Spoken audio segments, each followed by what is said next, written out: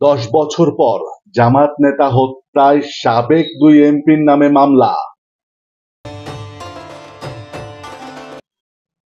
ঝিনাইদহে জামাত নেতা এনামুল হক হত্যার ঘটনায় সাবেক 2 এমপি সহ 19 জনের নামে মামলা হয়েছে। দুপুরে আদালতে নিহতের ভাই বি.এম. তারিকুজ্জামান মামলাটি করেন। মামলায় আসামিরা হলেন ঝিনাইদহ 3 আসনের সাবেক 2 সংসদ সদস্য নবী নেওয়াজ ও শফিকুল আজম খান চঞ্চল, কোটচাঁদপুরের সাবেক সহকারী পুলিশ সুপার জাহিদুল ইসলাম, এসআই মিজানুর রহমান, এসআই সৈয়দ আলী ও কনস্টেবল সমীর কুমার সহ আরো 19 জন।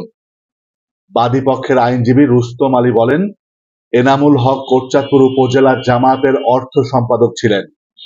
2014 সালের 25শে জানুয়ারি পুলিশ পরিচয়ে সাদা পোশাকধারীরা তাকে তুলে নিয়ে যান।